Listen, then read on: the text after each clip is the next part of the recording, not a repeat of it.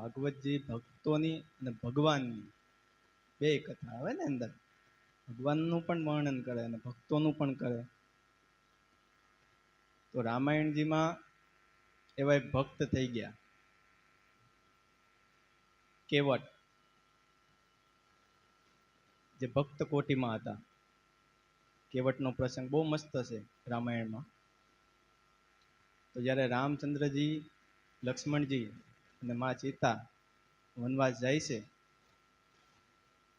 ત્યારે પહેલી રાત નિષાદરાજ ગૃહની ત્યાં રોકાય છે.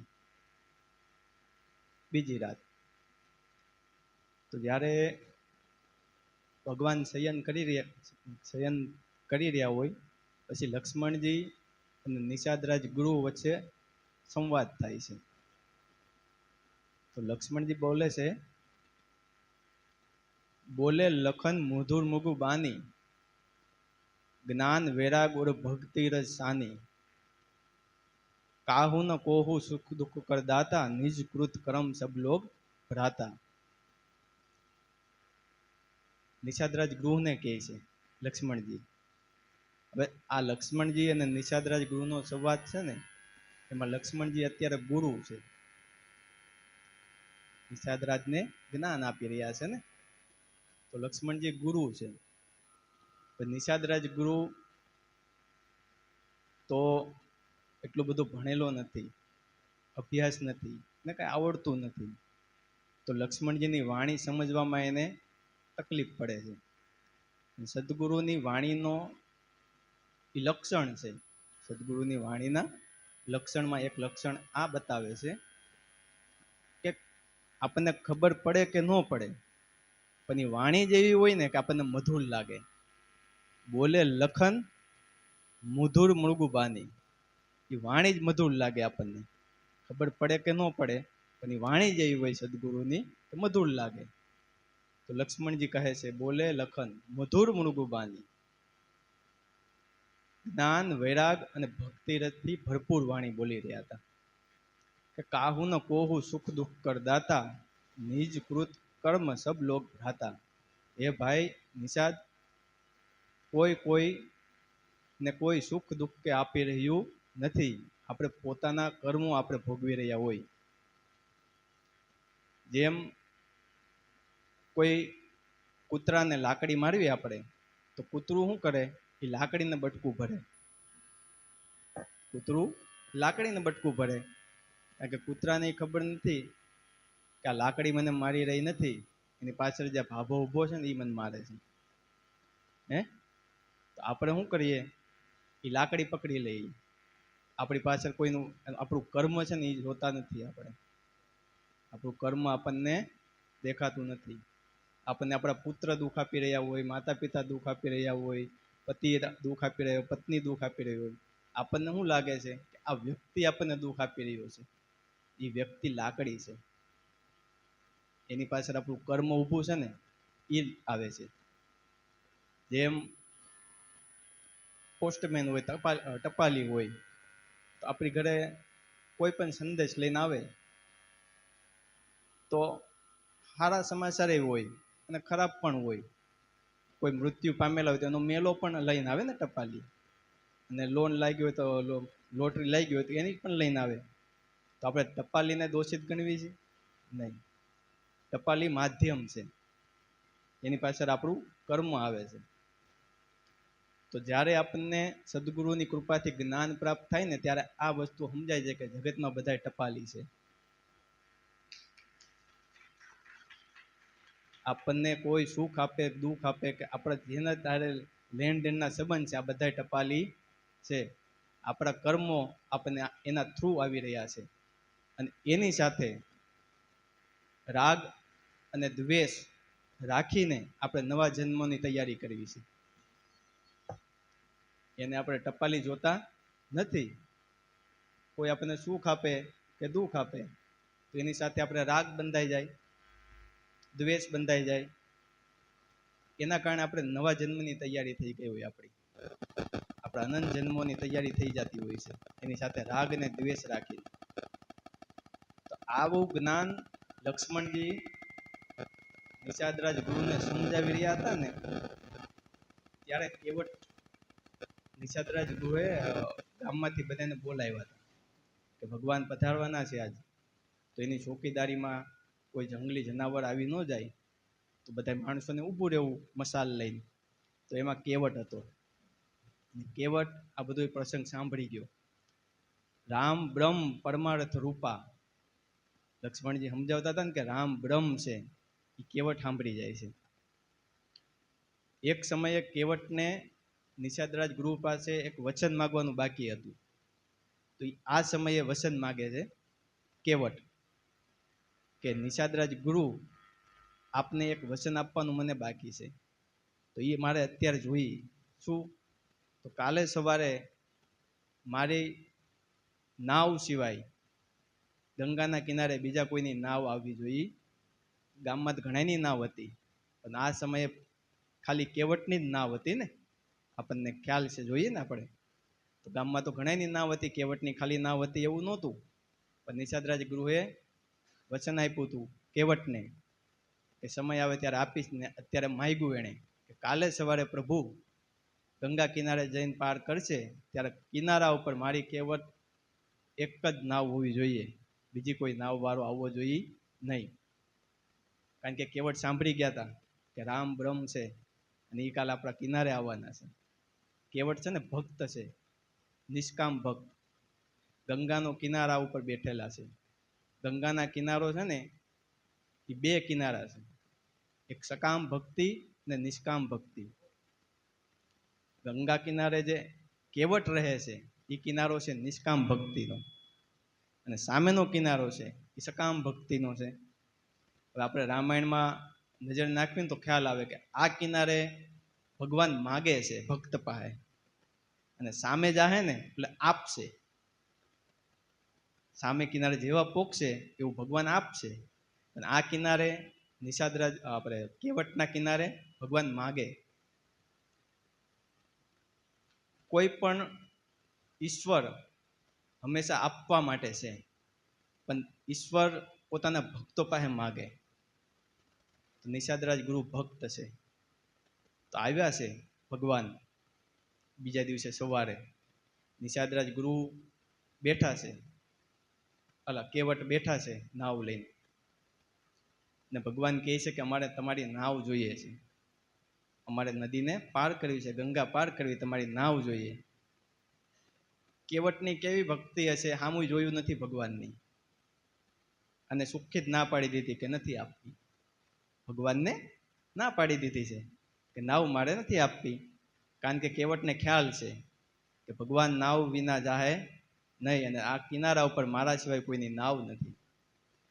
કેવટની ભક્તિ નિષ્કામ ભક્તિ એટલે કીધી કે એને પોતાના સાધન ઉપર પણ વિશ્વાસ નથી, કેવલ હરિનામ ઉપર. એવો કિનારે એ બેઠા છે, નિષ્કામ ભક્તિ કિનારે. તો લક્ષ્મણજી પ્રભુ માગે છે નાવ, કેવટ ના પાડે છે કે નાવ હું નહીં આપું.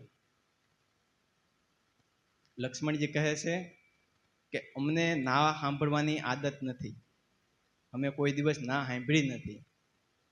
કેવટ ભક્ત છે ને એટલે બધું કહે ભગવાનને. હું કહે તો બોલે હવે ના સાંભળવાની આદત નથી ને તો પાડી દો, હજી તો 2 દિવસ થયા છે પ્રભુ, તમારે 14 વર્ષ બાકી છે. કેવટ કહે છે, કારણ કે ભક્ત ભગવાનને કહી શકે, ભક્ત બોલાવીને ત્યાં ભગવાન આવી શકે. તો કેવટ ભગવાનના ખોરામાં રમ્યો છે, એવો રમ્યો છે પ્રસંગમાં. પ્રભુ ના સાંભળવાની આદત પાડી દો, કારણ કે આજે હજી બીજો દિવસ છે, હજી 14 વર્ષ બાકી છે, ઘણી જગ્યાએ તમારે ના સાંભળવાની આવશે. બોલે તું અમને જાણતો નથી, નકર તું આવું બોલે નહીં.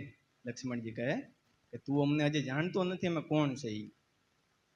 કેવટ કે હું જાણું છું કે તમે કોણ છો, એટલે જ ના પાડું છું. મને ખબર છે કે તમારા શરણની રજ ખાલી અડી તો પથ્થર ઋષિ પત્ની અહલ્યા બની ગયા છે, તો મારી નાવ તો પાણીમાં રહીને રહીને ભીની થઈ ગયેલી, ઓછું લાકડું થઈ ગયું. આ મારી રોજિકા જીવનની સાધન છે. હા, અને એને તમે જો તમારું શરણ રજ અડી જાય તો એ જો ઋષિ પત્ની બની જાય તો હું એને ક્યાં હાંસવીશ. અમારું માંડ પૂરું ઘરમાં થાય છે આનથી, તો એને હું ક્યાં હાસવીશ? એટલે હું તમને જાણું છું, તમે એમ કહો માં કે તું મને જાણતો નથી. આવો ઘણો વાર્તાલાપ થાય છે. પછી ભગવાનને કહે છે કેવટ, આ કેવટ ભક્ત તરીકે છે, ભગવાનની સામે ભક્ત છે, કારણ કે એ જાણી ગયો છે કે રામ છે એ બ્રહ્મ છે. કેવટ કહે કે એક ઉપાય છે ખરો, જો આપને મંજૂર હોય તો? પ્રભુ કહે બોલો ને. કેવટ કહે જો તમારે જવું હોય તો તમારા શરણ મને ધોવા દ્યો તો હું તમને નાવ આપું. મારી ઈચ્છા નથી આવી હું તમારા શરણ રજ ધોવું ને તમને નાવ આપું. તમારે ગંગા પાર કરવી હોય તો શરણ રજ ધોવા દ્યો, મારી માગણી નથી. ભક્તને એમ કહે છે. પ્રભુ કહે કે સારું, શરણ ધોઈએ. લક્ષ્મણજી અને સીતાજી ઊભા ઊભા જોવે છે. લક્ષ્મણજી મનમાં વિચાર કરે છે કે જનક રાજાએ માં તમને હોપી દીધા તો એ કેવલ અંગૂઠો એક ધોવા દીધો હતો, અને આ કેવટ કેવો ભક્ત છે કે પ્રભુના 2 પગ લઈ લીધા. આપણે રહી જાવ શરણામૃત પીધા વગર. કેવટ આખા પરિવારને બોલાવે, કાથરોટ હોય છે એની નાવમાં, લઈને પ્રભુના શરણ ધોવે છે. શરણ ધોવે છે તો ઘણો ટાઈમ લગાડે છે, કારણ કે પ્રભુના શરણ બીજી વખત ધોવા મળવાના નથી. તો લક્ષ્મણજીનો પાછો ક્રોધ સડી જાય. લક્ષ્મણજી કે ભાઈ, અમને હાથી ઘોડાને રથમાં બેહવાની ટેવ છે, કાથરોટમાં ઊભું રહેવાની ટેવ અમને પડી નથી. કેવટ કહે તો હું શું કરું? તો એક કામ કરો, તમારા 2 હાથ મારા માથા ઉપર મૂકી દો એટલે તમે હલશો નહીં. આમ ભગવાનના આશીર્વાદ લીધા એણે. 2 હાથ મસ્તક ઉપર મુકાવ્યા ભક્ત. હવે તો નિર્ભય ને પ્રભુ, હવે તો તમને ડર નથી ને. આમ 2 પગ ધોયા, શરણામૃત લીધું, આખા ગામને પાયું, ઉદ્ધાર કર્યો. પછી પ્રભુ કહે હવે કાર્યક્રમ પૂરો થઈ ગયો ને તમારો, તો હવે તો જઈએ, આપણે મોડું થાય છે. લક્ષ્મણજી બહુ ક્રોધિત થતા હતા ત્યાં.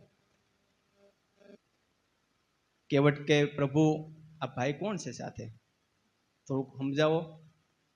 તમે વારંવાર અમારા કિનારે આવવાના નથી, મને મારી રીતે કરવા દો ને પ્રભુ. આ ભાઈ વારંવાર વચ્ચે લક્ષ્મણજી બોલે છે.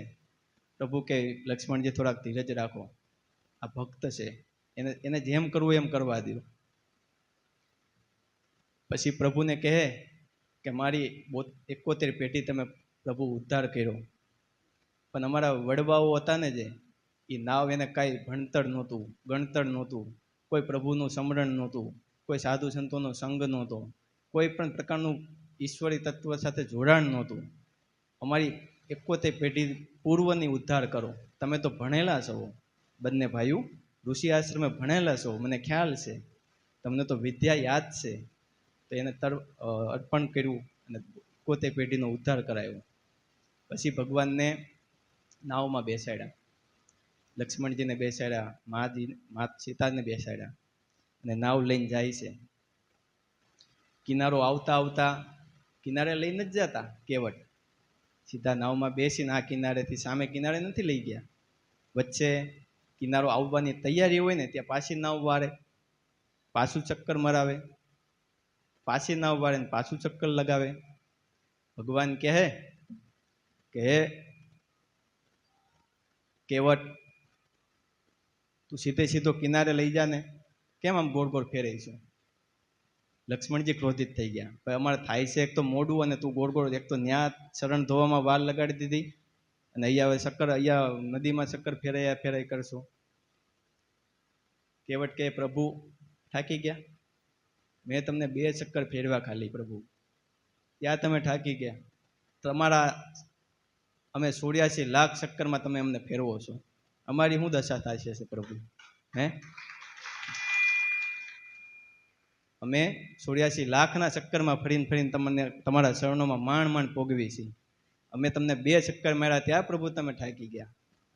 તો આવી રીતના ઘણો વાર્તાલાપ થાય, પછી પ્રભુને કિનારે લગાડે પાર. તો હવે આ કિનારો કયો આવ્યો? નિષ્કામ કિનારો આ ઉપર હતા કેવટજી, ત્યાં ભગવાને નાવ માગી, આપ્યું નહીં કાંઈ, નાવ માગી. ને હવે સકામ કિનારે આવ્યા. આ બાજુ સકામ કિનારો છે ભક્તિનો, ગંગાના બે કિનારા કીધા ને, આ બાજુ સકામ કિનારો છે. સકામ કિનારામાં ભક્તને કાંઈક કરવું અને કાંઈક મળે એવી આશા હોય, ને નિષ્કામ કિનારામાં કાંઈક કરવું ને કાંઈક મળે એવી આશા હોય નહીં. પોતાના સાધન ઉપર પણ ભરોસો ન હોય, કેવલ હરિનામ ઉપર ભરોસો હોય. આ બાજુ સકામ કિનારો છે, ત્યાં ખેડૂતો હોય, શાકભાજી વાવે, ફ્રૂટ વાવે, અને એને વેચીને એની જે મૂડી આવે એમાંથી ઘર ગુજરાન ચલાવે. ભગવાન ઉપર ભરોસો હોય નહીં. ભગવાન આપશે એવો ભરોસો હોય, પણ તો એની મહેનત ચાલુ હોય. આ સકામ કિનારો. સકામ કિનારે આવ્યા ભગવાન, ઉતાર્યા. કેવટે તો ના પાડી હતી કે મારે તમારી પાસે કાંઈ જોતું નથી, મને ખાલી તમારા શરણ ધોવા દો, મારે તમારી પાસે કાંઈ નથી જોતું.